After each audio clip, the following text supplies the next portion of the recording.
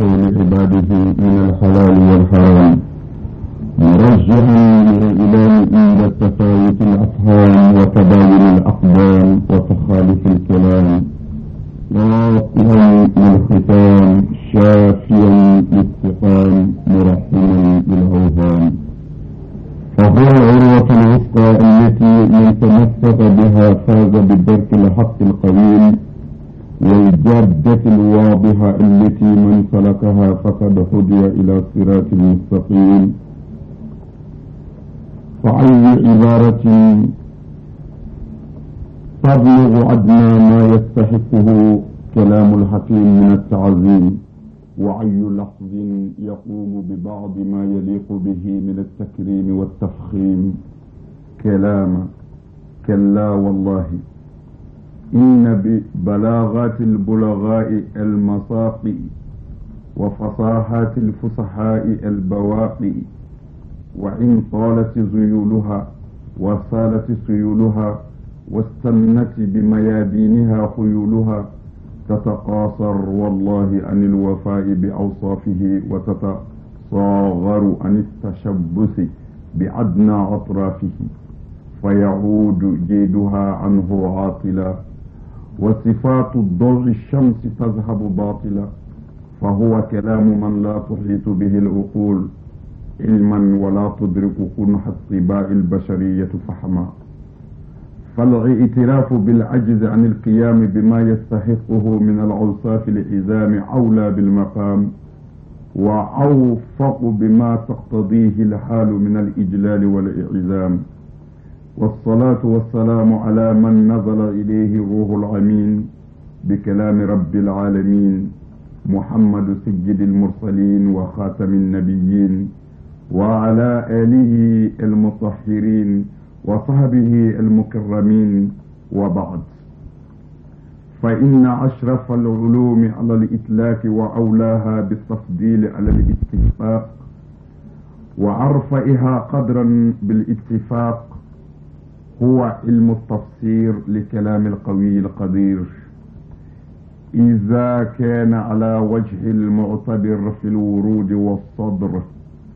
غير مشوب بشيء من تفسير بالرأي الذي هو من أعظم الخطر وهذه أشرفية لهذا العلم غنية عن البرهان قريبة إلى الأفهام والأذهان يعرفها من يعرف الفرق بين الكلام الخلق والحق ويدري بها من يميز بين كلام البشر وكلام خالق القوي والقدر فمن فهم هذا استغنى عن التطويل ومن لم يفهمه فليس بمتعهل للتحصيل ولقد صدق رسول الله صلى الله عليه وآله وسلم حيث يقول فيما أخرجه عن الترمذي وحسنه من حديث أبي سعيد الخدري قال قال رسول الله صلى الله تعالى عليه وسلم فضل كلام الله على سائر الكلام كفضل الله على خلقه ولما كان هذا العلم بهذه المنزلة الشامخة الأركان العالية البنيان المرتفعة المكان رغبت إلى الدخول من أبوابه ونشطت إلى قعود في محرابه والعقون من أحزابه ووطنت نفسي على سلوك طريقه خاصة لأبين للناس أي للمؤمنين البيعة الإسلامية وغيرها مما جاء به كتاب الله تعالى وسأبرهن عن قريب عن حقيقة البيعة الإسلامية أخوكم الشريف عثمان مدان حيدر المرشد الداعي للكتاب والسنة سعد ذي وزا ومسؤول العام في دار الفتوى وحلال المشاكل لوجوه الإسلام صراحة مبدو عن سندلين كوني الله تعالى تكبر كمي أني عن صليلين كو على كراكا نوي محمد على كشين ما بي أنا صدقوكا ami ala tanu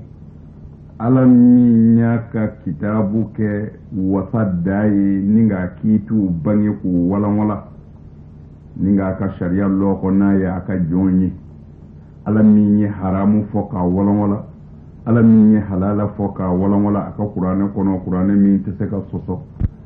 santa nika sigi o tiseka qur'ane mi aya kilembo annona doni bunye o tiseka qur'ane mi yeleme ka haklilay ambi ala tanu ala miya ka qur'ane ko oyi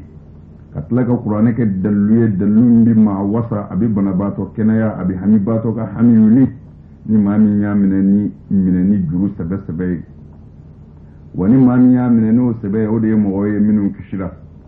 kuma zuru nya kamasa ambi afo awiye ka fo abalima ke no Sheikh Usman Madana Haidara ale de kambe awma ni jofen foloina jofen folom ni o de bi wele ko islamiya yere fere alama islamiya donga walali muminu ye an islamiya ni bagawi mbadiw mun zurunya kama an ba fo ko mun yare islamiya ni dine cendidu an be ba don ka ta depuis an fa adama ka wati wula kana bla an fled do mina komi bi jama'o jama temena ani kulu temena o jama'i ani o kulu skata la beta bolo kumbi bolo min tabolo kera ala koyi min tabolo kera ayeraka ala koyi min tabolo kera boli koyi min tabolo yera kera ala tinyi min tabolo yera kera ko nyela tike de ya be la harakote twenyi tabolo kumbi bela o tabolo numbe farale nyonga sa o de bi wele ko dine bete islamiyya be chrétien be protestant be témoin de Jéhovah be ladiniya be kafiriya be tosma bato be ala tin o be mais fo anga do ninje numbe farale nyonga o de bi wele ko dine o dine nuna mɔgɔ min mana min sugandi i bɛ taa o de sira fɛ ni mana diya ye i b'o de minɛ mais n bɛ fɛ a ka lamɛn ni lamɛn ko cɛ ɲuman ye ani faamu hakili ye sabu ka d'a kan kumaw cayara karamɔgɔ yɛrɛw cayara nka fɛn o fɛn n'a kɛbaga cayara n'i kɛra maa hakilima ye k'i tulo majɔ k'i ɲɛ majɔ ita bali ka tiɲɛ ye hali ni o tiɲɛ in gɛlɛyara e ma mɔgɔ minnu b'a fɔ n galanin don n'i y'a sɛgɛsɛgɛ u kalan tɛ foyi la wali kan dɔ kɔ o tuma na kan dɔn ani ko dɔn olu ka jan ɲɔgɔn na fo an k'o dɔn an k'o faamu k'o si dɔn n bɛ fɛ ka mun fɔ yan siɲɛ caman silamɛw bi lɛtiriw ci ani ɲiningalikɛlaw bi ɲininkaliw kɛ k'a fɔ bayatul islamiya min n'an y'a fɔ k'a fɔ u bi fɛ an ka jɔ fɛnjɔw ye a walanwalali kan a n'a daliliw kan ala ka kuranɛ kɔnɔ a n'a daliliw kan ala kira ka hadisaw la sallallahu ta'ala alaihi wa sallam o walanwalali kama an badiw ye tara na kɛ jɔ fɛn ye ka muminu nafa n'a ye an balolen a n'an salen kɔ lahara n'an sera ala yɔrɔ la ko bɛɛ bi ɲɛnabɔ ye nka yan'an ka se ko ka ɲɛnabɔ ɲumankan ye o de dabaliw bi tigɛ an fɛ diɲɛ kɔnɔ yan o de kama ala y'a ka kiraw ci o tuma na n'an y'a lajɛ k'a fɔ bɛɛ n'i ka diinɛ don bɛɛ n'i ka taabolo don nka o diinɛ ninnu bɛɛ faralen ɲɔgɔn kan n'o taabolo ninnu bɛɛ faralen ɲɔgɔn kan kana siga fɔ ɲɛmaa dɔ de ka sɔrɔ o taabolow la ani o diinɛw la o kuma na kuma surunya kama an ka kuma bi ikhtisaru kɛ walima ka kunda surunya kɛ silamɛya kan n'an ye silamɛya lajɛ an b'a sɔrɔ Allahu ta'ala y'a fɔ a ka kuranɛ kɔnɔ ne man ka kiraw ci fosi kama fɔ u kana adamadenw baga ka bɔ wali juguw la ka adamadenw lasu ka kɛ wale ɲumanw kan k'u nisɔndiya ni alijinɛ ye o ye ala ka kuranɛ aya ye o kɔfɛ o tuma na o diinɛ in an b'a dɔn ala de ta don n'o ye silamɛya ye tuma na ala ye a kalifa a ka jɔn dɔw de ma olu ka ɲɛfɔ a ka jɔn tɔw ye sabu bɛɛ ma kɛ kira ye o tuma na ala ye silamɛw ka kira kɛrɛnkɛrɛn k'a kɛ muhamadula amini de ye alayhi salamu la o muhamadula amini min ni ala y'a kɛrɛnkɛrɛn k'a ka kira ye n'o o de ye mando labanw ka kira ye ni kira wɛrɛ ti o kɔfɛ tuguni an bi ɲininkali kɛ a nalen ni silamɛya ye ka na silamɛya ɲɛfɔ mɔgɔw ye a k'u ma ko silamɛya ye mun de ye a ye mɔgɔw wele ka na silamɛya ma wele cogo jumɛn de la a ye yamaru kɛ ni silamɛya ye yamaru cogo jumɛn de la an bɛ fɛ ka na dɔ fɔ o kan ka an wɔlɔwɔlali kɛ tiɲɛ ɲininaw ye u ka tiɲɛ sira fɛ an bɛ fɔlɔ min na kuma bɛ bayatul islamiya min kan n'o de ye silamɛya yɛrɛ feere alama ye ni mɔgɔ caman ka kumaw cayalen don a la i n'a fɔ sura dɔgɔ ɲininaw ni o baya in kuma fɔlen kelen bɛ ka karamɔgɔ caman jogin ni a bɛnnen tɛ u ma o tuma na ala ka marifa don an bɛna kɛ fagali yɛrɛ ye kungelen za pewu ni dalilu ye kuranɛ kɔnɔ ni dalilu ye alakira ka kuma na n'a bɛ fɔ a ma ko elbaya baya lasili o ye mun ye baya lasili de ye k'i yɛrɛ feere ka layidu di ko la ko i b'a la a kɛra ko o ko ye mais silamɛya ta an bɛ fɛ k'o de ta précisément fo an k'a dɔn jɛ o jɛ n'a jɛ sirila fo jɛ in siri ka n ka yaala siri kun ka yaala don ka n ka yaala bɔ ka n ka yaala mɔgɔ tɛ se ka ye foyi la ni donkan di la mɔgɔ tɛ se ka ye foyi yɛrɛ la ni donkun di la o tuma na hali boli sɔn hali kɔmɔbɔ i tɛ se ka kɔmɔko ɲɛdɔn f'i ka biri a la de k'a kanw f'i ye k'i de k'a ko la i ka diɲɛ n'a ye ka sɔn a ma wa adamaden jɛ o jɛ diɲɛ kɔnɔ n'o bɛ diɲɛ yɛrɛ la a kɛra denmisɛnnin tɔn ye o a kɛra muso tɔn ye o a kɛra dugu tɔn ye o o tɔn in tɛ se ka sigi fiyewu fo a ka sigi ni kan de ye k'a fɔ ni mɔgɔ min bɛ don an ka tɔn na don o don i bɛ nin wari in de sara n'i ye nin kuma in fɔ an b'i minɛ n'i ye nin ko in kɛ an b'i gɛn ka bɔ an ka tɔn na o tuma na fɔ tɔn donkan ka yala mɔgɔ min bɛ don a la o tigi ka jɛ ni o donkan in ye n'o tɛ a tɛ se ka kɛ tɔn ye fiyewu o tuma na o la silamɛya de ye tɔn bɛɛ la belebeleba ye silamɛya de ye tɔn bɛɛ la tɔn sanima ye silamɛya de ye tɔn bɛɛ la tɔn kɔrɔtalen ye sabu ka d'a kan ale ye alahu taala yɛrɛ de ka tɔn ye ala min ye dali kɛ ala min se kɔrɔtalen don o tuma na o la silamɛya an y'a ta komi an y'a ye cogo min na a fɔlɔ ye min ye n'i wolola k'i fa sɔrɔ seli la i yɛrɛ bɛ seli daminɛ i bɛ kɔrɔbaya ten o y'i kelen silamɛ ye mais ka sɔrɔ dongondi la donkan yɛrɛ t'i la mais an karamɔgɔw caman bɛ yen olu ko silamɛya donkan ye min ye k'i k'a fɔ ashhadu an la ilaha illallah wa ashhadu anna muhammadan rasulullah an m'o sɔsɔ o ye tiɲɛ de ye mais o yɛrɛ dama tali la ten o lafzu tali la ten e min tulo bɛ ne kan na ala ye ne ni e seere ye mɔgɔ min nana tuubi ka kɛ silamɛ ye n kan tɛ o tigi ma dɛ nka mɔgɔ min wolola k'a fa sɔrɔ seli la est ce que o tigi ye i sigi don dɔ la walima ka seliji ta don dɔ la k'a fɔ n fa walima n karamɔgɔ komi silamɛya don k'a ye la ilaha illallah muhammadu rasulullah ye wa ne filɛ k'a fɔ bi ka don silamɛya la est ce que o kɛra est ce que karamɔgɔ y'a fɔ a ka kalandenw ye ko comme silamɛya donga ye nin ye a dun kɔrɔbayara sa a ye na silamɛya donga fɔ bi a ka don a la n'o ye la ilaha illallah muhammadu rasulullah est ce que o yɛrɛ kɛra n'a sɔrɔ la comme u bɛɛ ko k'o de ye donga ye bon est ce que o donga min n'u bɛn n'o kan est ce que o yɛrɛ kɛra la n'i ye maa o maa kɛtɔ ye ka ashhadu an la ilaha illallah wa ashhadu anna muhammadan rasulullah k'o fɔ a bɛ sɔrɔ o ye mɔgɔ de ye mɔgɔ min nana ko ale bɛ don silamɛya la ko ale ye kafiri ye a bɛ fɔ o k'a fɔ mais min wolola o ma don a la parce que olu bolo i bɛ wolo a la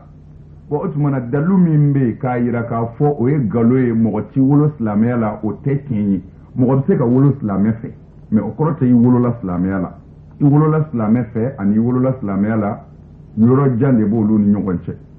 n'a sɔrɔla mɔgɔ min wolola silamɛya la ko a man kan o ka la ilaha illallah fɔ ka kɛ silamɛ ye o ka seli ten o b'a ɲɛ n'a sɔrɔla i wolola k'a sɔrɔ i fa ye silamɛ ye k'o de b'i kɛ silamɛ ye ne bɛna yɔrɔ min jira dalilu de bɛ ɲɔgɔn wuli ne ko n'an y'a lajɛ ala ka kira dɔ bɛ yen nabilayi nuhu alayhi salam la ala ka kisi b'a kan nuhu de tun ye kafiri de ye mais nuhu yɛrɛ ye kira ye a ye den bange ka sɔrɔ kira don den kɔrɔbayara ka sɔrɔ a fa ye kira ye ka lamɔ a fa ka so ka sɔrɔ a fa ye kira ye tuma min na n'a balikuyara a fa ko a ma n den ala kele b'an diya i ka fara n kan den ko a fa ma ko abada ale tɛ don silamɛya la ale tɛ tugu nuhu kɔ a den welela ko kafiri ka sɔrɔ a fa ye kira ye a den kafirilama bɛ jahanɛmɛ kɔnɔ ka sɔrɔ a fa ye kira ye o tuma na n'i wolola ka sɔrɔ i fa bɛ seli n'o b'i kɛ silamɛ ye nabila nuhu de wolola ka sɔrɔ a fa ye kira ye nka a fɔra a ka don diinɛ na a ma sɔn mais anw ka bɛnkan la ko n'i wolola ka sɔrɔ i somɔgɔw bɛ diinɛ na k'o y'i yɛrɛ donnɛ a la mɔgɔ yɛrɛ b'u la u ko bɛɛ wolotɔ bɛ layidu ta ala ye dɔw yɛrɛ ko layidu bɛ ta i ba kɔnɔ ko ka sɔrɔ i ma wolo tuma na i wolola ka sɔrɔ i somɔgɔw bɛ seli k'i ye silamɛ ye o tuma na aw ka nin dalilu in gɛrɛ aw ta la e wolola ka sɔrɔ i fa bɛ seli o de ye kɛ silamɛ ye mais nin wolola ka sɔrɔ a fa ye kira ye o ma kɛ silamɛ ye wa kelen filanan n'i wolola ka sɔrɔ i fa bɛ diinɛ min na ni o de b'i kɛ o diinɛ tigi ye alakira sallallahu alaihi wasallam a bangena ka sɔrɔ a faso bɛɛ ye boli sɔnna de a ka du bɛɛ bɛ boli sɔn bon mais o du bɛɛ boli sɔnna in o den ma kɛ kafiri ye a ma kɛ boli sɔnden ye a kɛra ala ka kira laban ye muhammad parce que a donna ala ko la ka kɛ mumini dafalen ye ala ye kiraya d'a ma k'a ci n'a ka kiraya ye mais k'a fɔ a wolola kafiri du kɔnɔ ou bien a bangena kafiri du kɔnɔ ko o de kama a tɛ se ka kɛ kira ye parce que i wolola k'i somɔgɔw to min ka i yɛrɛ bi k'o ye n'a sɔrɔla jugement in bi kɛ ten mɔgɔdu kun tɛ kɛ kira ye n'a sɔrɔla jugement in kun bɛ kɛ ten nabilayi nuhu denkɛ kun ti kafiriya an b'o jɔ yen an bɛ mun ta ka don o la ko kun de b'a la silamɛya in an bɛna lajɛ mun yɛrɛ la silamɛya nana ala ka diɲɛ kɔnɔ dugukolo sanfɛ silamɛya nana diɲɛ kɔnɔ dugukolo sanfɛ ka da mun kan silamɛya nana diɲɛ kɔnɔ dugukolo sanfɛ o dalilu an b'o sɔrɔ alakira ka kuma de la sallallahu ta'ala alaihi wa sallam bukhari kɔnɔ ayidara mɔsɛbɛ ani muslimu kɔnɔ tuma min na kira juguw y'u labɛn ka taa alakira ɲininka kisi nɛɛma b'a ma ko muhammad an y'a mɛn ko i ye kira ye a ko ne ye kira ye u ko a ma jɔn y'i ci a ko ala de ye n ci u ko a ma ala y'i ci ni mun ye a ko ala ye n ci bu'istu li utammima makarimal akhlaq ne muru cira ala fɛ ko nabi ɲuman minnu tɛmɛna ne ɲɛ ani kira minnu tɛmɛna ne ɲɛ ala kun y'u ci kana de u kana jogo ɲuman sabati ala ka dugukolo kan suyɛni ka dabila bengani ka dabila ɲɔgɔn ɲɛnama minɛ ka dabila hasidiya ka dabila riba feere ka dabila furu minnu bi kɛ furu jugu siraw kan olu ka dabila hɛrɛ ka sabati kilenya ka sabati bɛɛ ka balo i halala la se bɛ min ye i kana fantan tɔɲɔ o tuma na o jogo ɲuman minnu ni ne balima kiraw cira ni o ye ala ye ne yɛrɛ de bila ka na ko n kana o jogo ɲuman in sinsin ni k'a dafa a kana tiɲɛ ne mɔdu ci kun ye ala fɛ nin ye bukhari ka kuma ye muslimu ka kuma ye nin ye abu dawudu ka kuma ye nin ye tirmizi ka kuma ye nin ye ko alakira ko sallallahu alaihi wasallam ko ne mɔdu yɛrɛ cira ala fɛ ko ne kana jogo ɲumanw de dɛmɛ k'u sinsin k'a dafa ka ɲɛ bon o tuma na n'a y'a sɔrɔ an ka kira yɛrɛ ko ale cikun ye jogo ɲumanw de dɛmɛli ye an b'a dɔn ye siga t'a la o tuma na silamɛya yɛrɛ nana diɲɛ kɔnɔ tari diɲɛ kɔnɔ mɔgɔw jogo de na ɲɛ tari jɛnɛya in na dabila bengani ni suyɛnli ani hasidiya ni kiiri tigɛli a ɲɛjugu kan ani faamaw ka fandan dɔɲɔ ani fandanw dama ka ɲɔgɔn tɔɲɔ ani cɛw ka laadiribaliya muso fila ni ɲɔgɔn cɛ ani muso ka cɛ dɔgɔya an denmisɛnninw ka dangadenyaw pour que olu ka se ka ban diɲɛ kɔnɔ tari ana balo an fɛrɛ ma ka sɔrɔ dɔ ma danzako dɔ la sɔninjanw ma turu sɔnindaw na tari baara na se ka kɛ ala ka dugukolo ka laadiriya la ani lafiya la silamɛya yɛrɛ nana nin de kama kira ka nin kuma in na o dalilu wɛrɛ min bɛ kuranɛ kɔnɔ o de ye Allahu ta'ala ko Qur'an kono ko wa ma arsalnaka illa rahmatan lil alamin ne Muhammadu ma ci foyi kama fo daven bere jele u ka here soro ci kun yere ne ala fe dave be ka here soro adama de umbola jinaw bola bubagaw bola falu bola mishiw bola sou bola nyogomew bola c'est-à-dire fengo fembe ala fe dalla ko kira modu cira de o be ka here soro kama otumana kira ko ale ci kun ye jogo dilali de ala yɛrɛ ko mo ne me ci foyi kama fo daven be ka hɛrɛ sɔrɔ otumana daven be se ka hɛrɛ sɔrɔ cogo di ni mudu cili ka sɔrɔ dun silamɛya n'an y'a lajɛ comme an bɛɛ b'a ka bi cogo min na seli do sun do jaga do hiji do ni o sabatiri la dɔrɔn e kɛra silamɛ ye bon o tumana ni ala kira ko ale ci kun ye jogo ko ye ala ko ɲi ci daven be ka hinɛ kama otumana n'an y'a lajɛ mɔgɔ min ye arakan gɛmɛ seli misiri kɔnɔ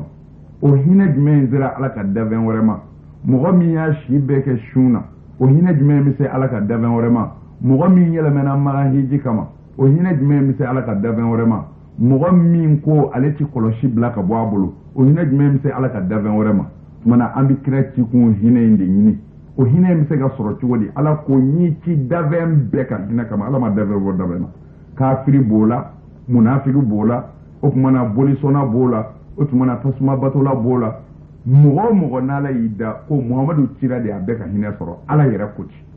o tumana ala ti kuma guazan an b'a lajɛ de davenw bɛ se ka hɛrɛ sɔrɔ mɔdu ci kun na cogo di n'a sɔrɔ la an y'a bɛn seli ni sun ni jaga ni yijiw de ma an b'a sɔrɔ kɛlɛla a tɛ ten daven bɛɛ bɛ hinɛ sɔrɔ mɔdu ka cili la ni sira kelen dɔrɔn de a bɛ fɔ min ma ko jogo comme alakira yɛrɛ ko a cira min tilenni kama o kelen dɔrɔn de kama fana daven bɛɛ bɛ se ka hinɛ sɔrɔ mɔdu ci kun na o ye jumɛn ye e ni kafiri dɔ bɛ sigi ɲɔgɔnya la kafiri de don silamɛ tɛ a ko ala ti mais e kun ye silamɛ ye fo i k'a dɔn i ka silamɛya y'i bila jogo ɲumanya min na n'o ka gɛlɛ ka tɛmɛ silamɛya fɛn bɛɛ kan ko kana dan sago kan'i mɔgɔ ɲɔgɔn tɔɲɔ kana jɛnɛya kɛ i sigiɲɔgɔn muso e y'a ye a ka di e ye se b'i ye ka tɛmɛ a kan kafiri don i ko i b'a muso bɔsi la k'a furu n'i ka se ye mais i nan'i miiri an ka kira muhamadu ko ni mɔgɔ o mɔgɔ ye mɔgɔ muso kunna tiɲɛ ka bɔ a kunna ko i k'a dɔn i tɛ ale muhamadu dɔ ye i tɛ alijinɛ kasa mɛn o kɛra min na e silamɛ in siranna kafiri muso min i kun bɛna bɔsi la kafiri bila cɛganaya la silamɛya muhamadu cili ka nin kuma in ye e bagabaga ka bɔ kafiri muso tigɛli ma o tumana kafiri ye hinɛ sɔrɔ muhamadu ka cili la hali n'a ma da muhamadu yɛrɛ la o tumana ala ye min fɔ a ka kuranɛ na k'a fɔ muhamadu ne m'i ci foyi kama fɔ daven bɛ ka hɛrɛ sɔrɔ o tumana ala ka nin kuma in bɛ sabati parce que daven bɛ hɛrɛ sɔrɔ ni silamɛw ka jogo ɲumanya ye u ka tɔɔrɔ ma se u sigiɲɔgɔn kafiriw ma kelen filanan n'an ye sinji tugu ka hinɛ ɲɔgɔn na ka magari ɲɔgɔn na ka ɲɔgɔn dɛmɛ ka ɲɔgɔn tɔɲɔ dabila ala b'a ka hɛrɛ suuru an kan san bɛna nacogo ma kɔngɔ min kun kan ka baganw minɛ sanji jɔli la o bɛ dabila baganw bɛ dumuni sɔrɔ u bɛ yɔrɔ yɔrɔ u bɛ bin sɔrɔ u bɛ dumuni sɔrɔ k'a dun o tuma na hali ka taa se kungo kɔnɔ waraw ma ji bɛ jigin kɔw bɛ fa u b'u min u b'u fa o tuma na mɔdu ci kun a kɛra daven bɛɛ ka hinɛ ye mais a daven bɛɛ t'a hinɛ sɔrɔ fiyewu fo mɔdu ko ale ci kun ye jogo min ye fo de sabatili a la tuma na nin b'a yira an na k'a fɔ silamɛya yɛrɛ tɛ foyi ye ala dɔnni kɔfɛ fo an ka jogo de dilan ka jogo ɲɛ o de ka bon o de ka gɛlɛ o de ka bon ala yɛrɛ bolo o de ka bon an yɛrɛ bolo wa o yɛrɛ de ye tiɲɛ ye ka tɛmɛ a tɔ bɛɛ kan ala dɔnni kɔfɛ o tuma na sisan an bɛna lajɛ o jogo sabatili sira kan dalilu minnu bɛ o la ala ka kuran kɔnɔ ani ala ka hadisaw la an bɛna o de woloma k'o di ɲɔgɔn ma sisan n'a bi fɔ o ma ko al bay'atul islamiyya ni bolibaw cayalen do ka bɔ a kɔrɔ ani nangalikɛlaw mais ni tiɲɛ fɔra ala ye dusukun o dusukun da n'i bɛ ko faamu i bɛ tiɲɛ dɔn ne sɔnna ne bana o y'i kungo ye mais nin ye tiɲɛ ye dusukun bɛɛ b'o dɔn mais an b'a ɲini ala fɛ yarabi ala ka tiɲɛ de dɛmɛ ala ka hakili ɲuman di an ma bayatul islamiyya min n'an y'a fɔ an y'a daliliw di k'a da kan o bayatul islamiyya dalilu fɔlɔ an ye suratu mumtahina di ma a aya 12 kuranɛ kɔnɔ mais an ye mɔgɔ caman sɔrɔ mɔgɔ minnu ko o baya yi ko musow de tɔgɔ fɔra a la tumana o ye lebu belebele yɛrɛ dɔ ye karamɔgɔ k'a fɔ ko muso de tɔgɔ fɔra fɛn dɔ la ko cɛ tɔgɔ ma fɔ a la mais n'a sɔrɔla musow tɔgɔ de fɔra fɛn hakɛ min don 6 don a 6 o de n ti 2 fara ala kan mais an karamɔgɔ ko musow de tɔgɔ fɔra ko cɛ ko tɛ o tumana n ti 2 fara ala kan ni a fɔra musow de k'o fɔ o tumana o bi daga cɛw ye wa kunfin o pour k'a bange ɲɔgɔn ye tiɲɛ ni tiɲɛ na n'a sɔrɔla boli yɔrɔ bɛɛ mɔgɔ bolo ka bɔ a la ko cɛw ko tɛ ko musow de ko don n ti 2 fara ala kan ko musow de ko don n ti suyɛli kɛ ko musow de ko don n ti jɛnɛya kɛ ko musow de ko don n ti n den faga ko musow de ko don n ti namara kɛ n sen kɔrɔ n t'a kɛ n bolo kɔrɔ ko musow de ko don ni kira muhamadu ye n bila baara ɲuman min na n b'a kɛ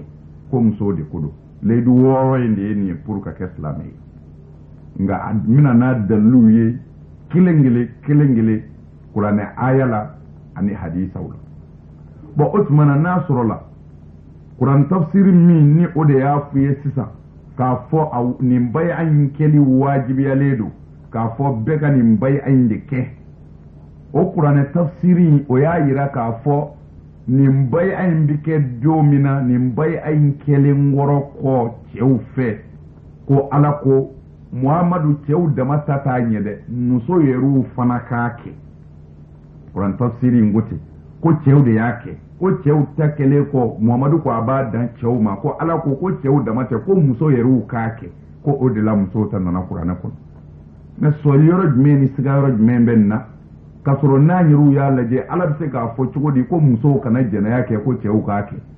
ala bɛ se k'a fɔ cogo di ko musow kana 2 fara ala kan ko cɛw k'a fara a kan tumana an b'a dɔn n galana ma kala n dara yɔrɔ la ma taa yɔrɔ la tant que ko dɔn hakili b'i la i yɛrɛ b'a dɔn o ye nkalon ye boli yɔrɔ tɛ ka bɔ a kɔrɔ o tumana a wajibiya yɔrɔ ye min ala fɛn o fɛn na a wajibiya bɛɛ ka bɛɛ k'a kɛ o yɔrɔ ye min ye ko kullu amrin fil qur'an fardu kuranɛ ye fɛn o fɛn yamaru ala ko kuranɛ na ko a ye nin kɛ ala ko fɛn o fɛn ma kuranɛ na a y'a kɛ kuranɛ tafsiri yɛrɛ kalan ko wajibiyara bɛɛ ka a ka kɛ silamɛ bɛɛ o y'a wajibiyali fɔlɔ ye a wajibiyali filanan bukhari ni muslimu ko alakira ye sahaba bɛɛ wele ko mɔgɔ minnu mago bɛ alijinɛ na u kana layidu ta ni muhamadu ye u bɛɛ nana u ko layidu in bɛ ta mun kan kira k'u ma layidu in bɛ ta de n ti 2 fara ala kan n ti jɛnɛya kɛ n ti suyɛli kɛ n ti n den faga n ti namara kɛ n sen kɔrɔ n t'a kɛ n bolo kɔrɔ wa ni kira muhamadu ye n bila baara ɲuman min na n b'a kɛ ko layidu in bɛ ta o de kan a bɛ bukhari la tan tɛgu a bɛ muslimu yɛrɛ la tan tɛgu wa a bɛ kitabu caman wɛrɛ la min tɛ nin zi ye tan tɛgu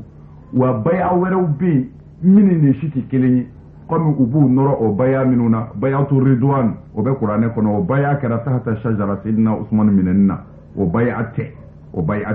baya wɛrɛ bɛ yen o tɛ kuranɛ na mais o ye ni ɲɛmaa min a bɛ baya kɛ c'est à dire a bɛ voter k'a fɔ ne bɛ fɛ ni ɲɛmaa dɔ fatura sisan k'a fɔ an ka nin k'an ka silamɛya ɲɛmaa ye an ka nin k'an ka silamɛya ɲɛmaa ye jama bɛ jɛ ka vote kɛ o tuma na ni bɛn kɛra min kan bɛɛ bɛ layidu d'o tigi ma k'a fɔ an y'an yɛrɛ feere i ma an b'i kɔfɛ an b'i dɛmɛ silamɛya ka ɲɛtaa la an ni n'an ka nafolo u bɛ sɔrɔ k'o layidu di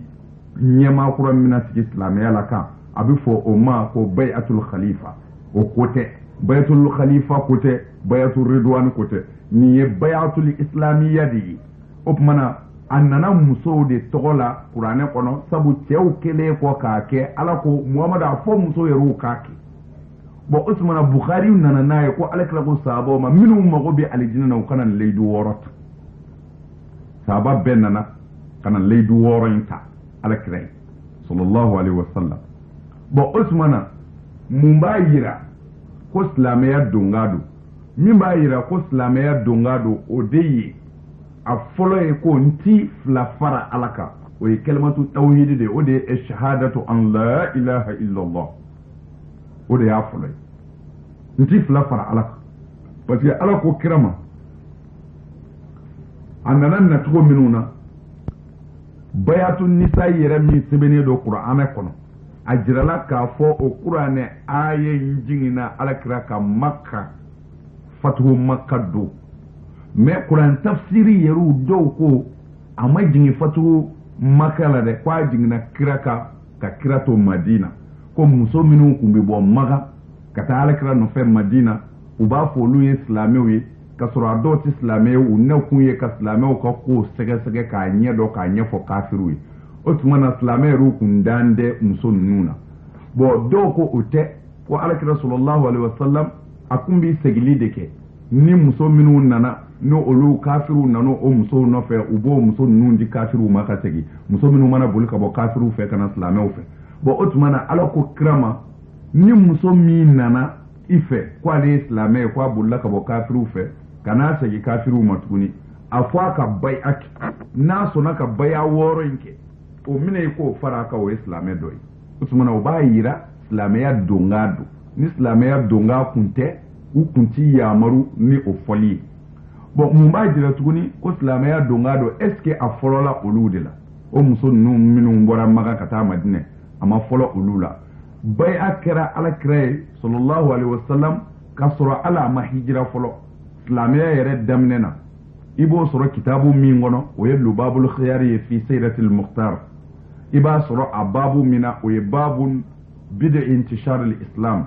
n'i y'o lajɛ i b'a sɔrɔ baya kɛra alakira ye sallallahu alaihi wasallam maka a kɛra jamaratul aqabatil ula la a kɛra jamaratul aqabatil saniya la a kɛra jamaratul aqabatil salisa la baya kɛra alakira ye nin bɛɛ la ka sɔrɔ alikira ma bɔ magan fɔlɔ ka na madina o lubabul khiyari in b'a f'u ye ko baya kɛra kuranɛ yɛrɛ ka baya wɔɔrɔ in tigitigi de kan lubabul khiyari b'o f'u ye ko baya min kɛra kira ye o don ko baya in kɛra kuranɛ ka fɔlen in yɛrɛ de kan kitabu min tɔgɔ ye lubabul khiyari fi sayratil mukhtar o b'o f'u ye bon o tuma na yani kira ka hijira mɔgɔ minnu nana don silamɛya la a y'u yamaru k'u ka layidu wɔɔrɔ de ta u y'o layidu wɔɔrɔ de ta o kɔ tɛmɛnen kɔ kira yɛrɛ nalen kɔ madina a ye madinɛ muso bɛɛ fara ɲɔgɔn kan muso o muso ko i dalen bɛ ala la k'i sɔnna silamɛya la kira y'a muso bɛɛ fara ɲɔgɔn kan ka sedina umar k'o bila ka taa u fɛ yen k'a fɔ ko u ka baya kɛ umaru ye k'a fɔ u ti fila fara ala kan u ti jɛnɛya kɛ u ti sonyɛli kɛ u t'u den faga u ti namara kɛ u sen kɔrɔ u t'a k'u bolo kɔrɔ k'u k'o layidu di umaru ma sedina umar umul atiya ka hadisa de don sedina umar taara muso ninnu bɛɛ fara ɲɔgɔn kan muso ninnu ye baya kɛ umaru ye nin ye u taa kuma ye madinɛ nin bi kuran tafsiri min na a ka ca 100 ye nka a ye hasiyatu sawi lajɛ a b'a walanwalalen sɔrɔ o kɔnɔ komi n y'a fɔ a ye ta cogo min bon o tuma na cogo di ni baya ti silamɛya donga ye ni silamɛya ka fɛn wajibiyalen tɛ ala dun ko a ka kɛ kira tilala ka musow bɛɛ dalajɛ madina ka umaru bila ka taa a ka baya k'u ye cɛ minnu fana donna silamɛya la ka kira to maka kira ye baya kɛ u ye o sahalen don lubabul khiyar kɔnɔ kira fana tilala k'a ka sahaba bɛɛ wele ko sahaba bɛɛ a ye na minnu mago bɛ alijinɛ na a kana layidu wɔɔrɔ ta ɲɛ o sahalen don bukhari ni muslim kɔnɔ bon o tuma na nin dalilu in bɛɛ kɔfɛ ni an yɛrɛ y'a lajɛ mɔgɔ min bi don silamɛya la i k'a yira a la silamɛya ye diinɛ de ala ta don n'i donna i ti fila fara ala kan i ti jɛnɛya kɛ i ti sonyɛli kɛ i t'i den faga i ti namara k'i sen kɔrɔ i t'a k'i bolo kɔrɔ n'a sɔrɔla an yɛrɛ bɛɛ ye o layidu in ta ka don silamɛya la ni o donga ye ne ko an bi kule min na bi jɛnɛya ko la an bi kule min na ɲɔgɔn tɔ ɲɔgɔn na selilaw bi namara ni java ni bɛngali min na bi ɲansɔrɔ o banna ɲansɔrɔ ala mago bɛ silamɛya la cogo min na jogo ɲumanya ni ala danaya la ɲansɔrɔ o sabatira o tuma na mɔgɔ kan ka fɛn de kɛlɛ fɛn min n'a bɛ silamɛya la a b'a ci mais fɛn min n'a bɛ silamɛya la a b'a ɲɛ wa n'a ba ala yɛrɛ tɛ ala yɛrɛ de y'a don a la a n'a ka kira ka tila k'a dalilu ji k'a walanwalan k'u da kan n y'a f'i ye sisan Bukhari ko a ka kɛ Muslimu ko a ka kɛ ko alakira ye sahaba bɛɛ wele u k'a kɛ o kɔ tɛmɛnen kɔ kira tilala fatu Maka don maa o maa tubira maa o maa kɛra silamɛ Maka minɛ don a bɛɛ y'i tɛgɛ da alakira tigɛ kɔnɔ ka nin layidu 6 in ta mɔgɔ o mɔgɔ donna silamɛya la Maka minɛ don kira y'a bɛɛ wele ni min bɛ don silamɛya la i bɛ n'i tɛgɛ da alakira tigɛ kɔnɔ cɛ bɛɛ i b'a fɔ n ci 2 fara ala kan n ci jɛnɛya kɛ n ci suɲɛli kɛ n ci n den faga n ci namara kɛ n sen kɔrɔ n t'a kɛ n bolo kɔrɔ ni kira Muhamadu ye n bila baara ɲuman min na n b'a kɛ kitabu si tɛ yen n'a bɛ fɔ o ma ko tariku kitabu silamɛya histoire kitabu Maka minɛ don a bɛɛ y'a f'i ye nin layidu 6 in de taara cɛ bɛɛ ka cɛ o cɛ kɛra silamɛ cɛw tɛmɛnen kɔ tuguni ala ko kuranɛ na ko muso yɛrɛ k'a kɛ o tuma na alakira nana musow fara ɲɔgɔn kan Seydina Umaru bɛ yen muso o muso a don a bɛɛ ye baya kɛ alakira ye tafsiri in b'a f'i ye ko muso 400 ni kɔ min ye baya kɛ alakira ye o don kelen i bɛna muso ko mɛ kira tɛgɛ kun ti don muso bolo muso bɛ n'i jɔ de ka layidu ta alakira ye k'a fɔ n ci 2 fara ala kan n ci jɛnɛya kɛ n ci suɲɛli kɛ n ci n den faga n ci namara kɛ n sen kɔrɔ n t'a kɛ n bolo kɔrɔ ni kira Muhamadu ye n bila baara ɲuman min na n b'a kɛ muso bɛɛ tun bɛ o layidu ta alakira ye tɛgɛ don bolo t'a la mɛ kitabu dɔw ko kira tun b'a tɛgɛ don fini kɔnɔ ka a tɛgɛ bɛ fini na k'a tɛgɛ don musow bolo dɔw y'o nangari ko kira m'a tɛgɛ don muso bolo dɛ ko kira kun ye ji de soli k'a bolo don ji la musow bɛn'u bolo don ji de la ko ka baya kɛ dɔw ko la ko bere de tun b'a bolo musow bɛ bere kun minɛ kira yɛrɛ bɛ bere kun minɛ u bɛ baya kɛ ko mɛ cɛw ta kɔni cɛ o cɛ y'a kɛ a y'i tɛgɛ don a bɛɛ bolo ka baya 6 dafa nin sabatilen don an ka kuran tafsiri bɛɛ la nin sabatilen don an ka histoire kitabu bɛɛ la n'o ye tarikul islamiya ye karamɔgɔw ye nin dɔn u y'a kalan mɛ o tuma na cogo di nin faamulen kɔ nin dɔnnen kɔ nin walanwalalen kɔ dusukun ye ko mɔgɔ bɛ tila ka siga baya la walima ka baya nangari a dun tonen tɛ a ye karamɔgɔ karisa labato kan a tonen tɛ a ye karisa karamɔgɔ barika ɲini kan a tonen bɛ jogo de kan jogo min ni silamɛya yɛrɛ sipasuma ye o de n badenw yarabi ala ka hakili ɲuman d'a ma ala ka faamu ɲuman di an ma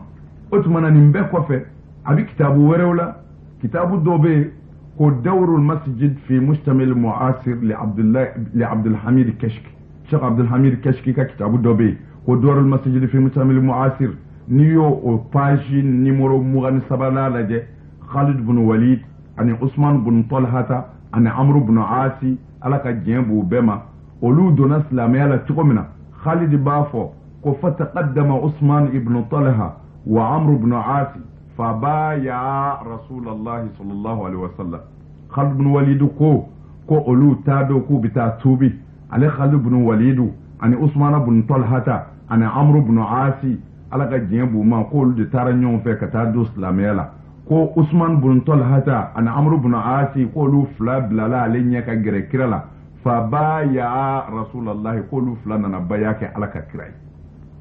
wa ko o y'a sɔrɔ olu taara kira ka hijira san 8 olu taara tuubi de kira ka hijira san 8 o kɔfɛ o kitabu kelen na a page numéro 24 Akramatu ibn Abi Jahali ka silamɛya la u b'a f'i ye o fana gɛrɛna kana layidu ta alakira sallallahu alaihi wasallam ko ani kira ma wuli kira b'a fɔ a ye nin ye haramu ye nin dagalen don i bɛ nin layidu in ta i bɛ nin layidu in ta i bɛ nin layidu in ta i bɛ nin layidu in ta fɔ a ye layidu in bɛɛ ta k'a ban tuma min na ko tuma na kira ko a ma ko a fɔ mɔgɔw ye ko bɛɛ ka k'i seere ye ne Muhamadu ka k'i seere ye jama min bɛ kɛnɛ kan o ka k'i seere ye k'a fɔ ko e kɛra silamɛ i bɛ jihadi kɛ wa i bɛ hijira fana ko bɛɛ ka k'i seere ye ko a fɔ bon o tuma na mɔgɔw ko dɔw ko baya ye tiɲɛ ko nka i yɛrɛ de bɛ baya k'i ni ala cɛ ko maa ti k'i seere ye bon mɛ nin yɔrɔ in na kira ko ne bɛ k'i seere ye wa mɔgɔ fɛn o fɛn bɛ kɛnɛ kan a fɔ a bɛɛ ka k'i seere ye o dama tɛ n'a sɔrɔla baya tun bɛ kɛ i kelen ni ala Seydina Umar alakira y'o bila ka taa musow ka baya k'a ye alakira tun b'a fɔ musow ye a ye baya kɛ a yɛrɛ ye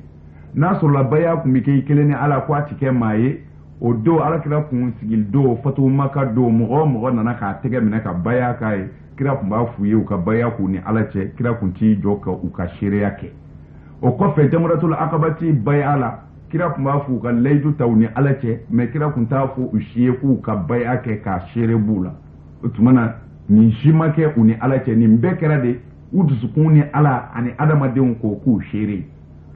o tuma na o seere ye wajibi bilen de silamɛya la i si kɛ silamɛ fiyewu fo seere de ka sɔrɔ i la n'o o ma sɔrɔ la karisa de y'i seere k'a fɔ i ko i bɛ ala fɛ i bɛ ala ka diinɛ na o tuma na don min na i minɛna jɛnɛya la i tɛgɛ bɛ taa kiiri bɛ taa k'i kan o don i tɛ se k'a fɔ ayi parce que e yɛrɛ ye layidu de ala ma k'a fɔ i tɛ jɛnɛya kɛ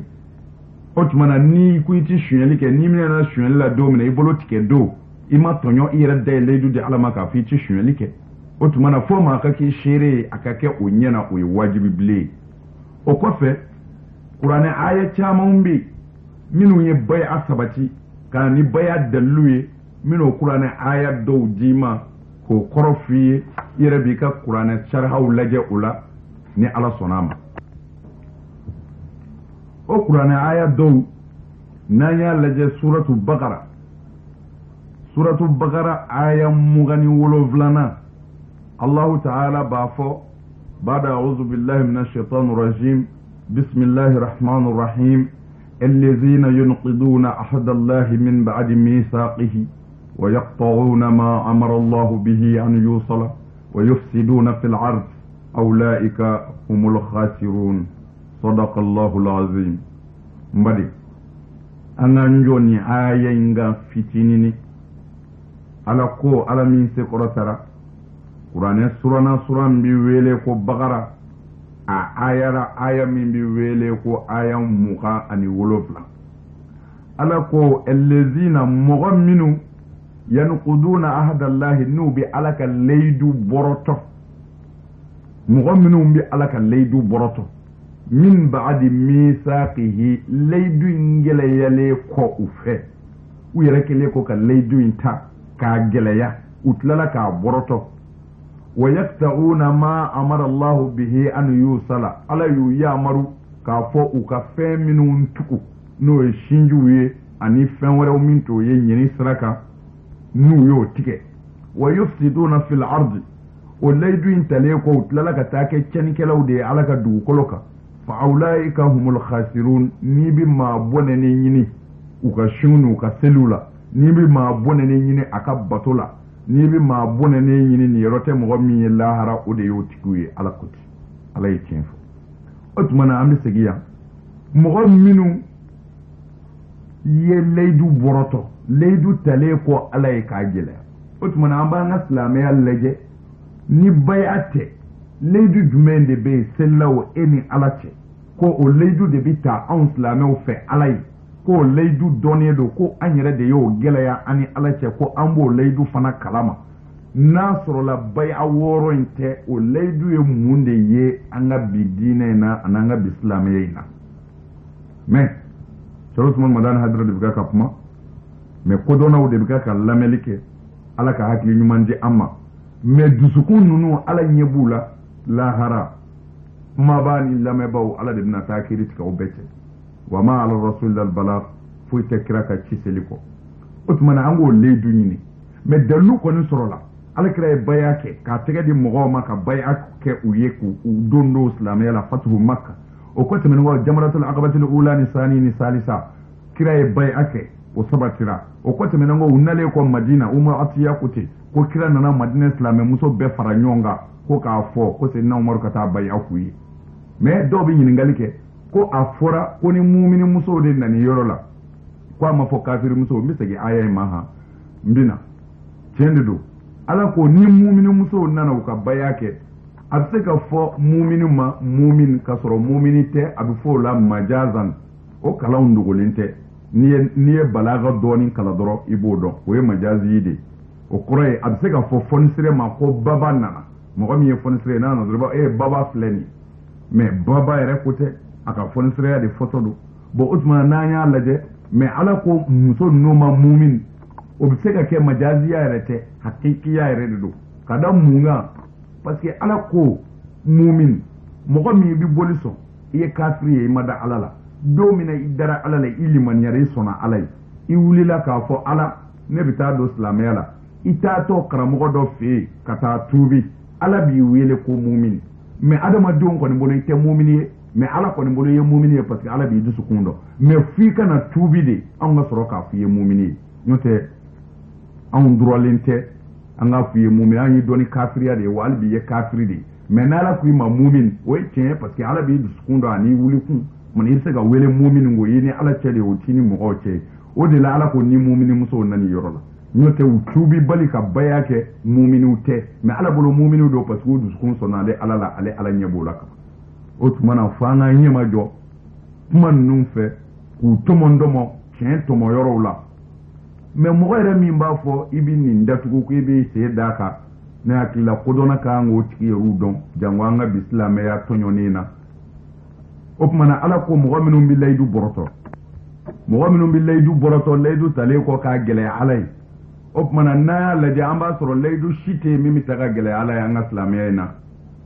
fiyewu ni baya wɔɔrɔ tɛ o kɔfɛ n'an y'a lajɛ suratu bagara aya 27 in na allazina yanquduna ahdallahi min ba'di mithaqihi minnu bɛ ala ka layidu bɔrɔtɔ layidu gɛlɛyalen kɔfɛ o tuma na an ye kuran tafsiru ɲininka tafsiru min tɔgɔ ye ko al-qasimi al-musamma bi mahasini ta'wil kuran tafsiru min bɛ wele ko qasimi aywa dɔw b'a fɔ a ma ko mahasinu ta'wil تعليف محمد جمال الدين القاسمي وصية الله إلى خلقه وأمره إياهم بما أمرهم به من طاعة ونهيه إياهم عما نهاهم عنه من معصية في كتبه وعلى لسان رسله ونقدهم ذلك هو تركهم العمل به